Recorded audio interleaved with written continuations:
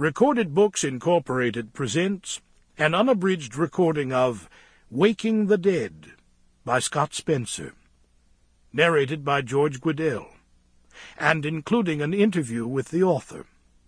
This work is copyrighted 1986 by Scott Spencer. This recording is copyrighted 1999 by Recorded Books Incorporated. Fielding Pierce is a comer.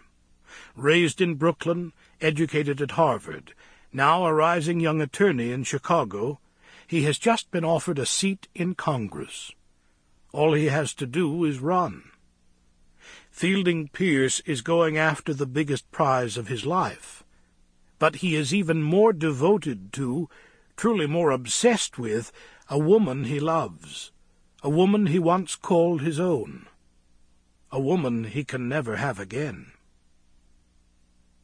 And now, Waking the Dead. Chapter 1.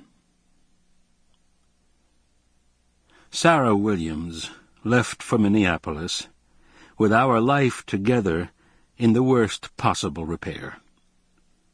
I knew enough about the suddenness of things to know that you ought never say goodbye to someone you love without acknowledging that you might be looking at them for the very last time.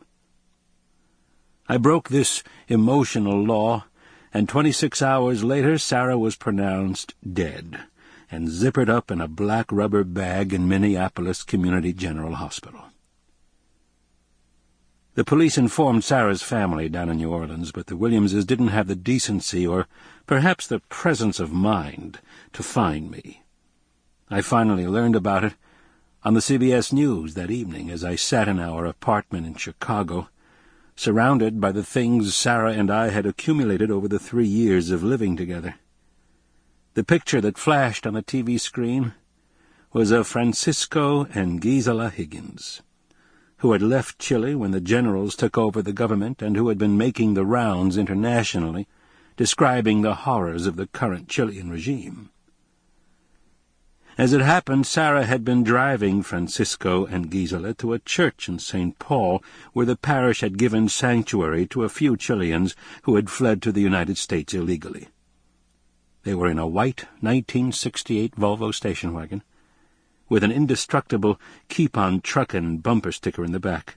6 years hadn't peeled it off, nor had 600 days of winter in the northern tier, nor, finally, had the blast of the bomb that had been taped to the bottom of the car and radio detonated when they were just a block from Our Lady of the Miracle. Sample complete. Ready to continue?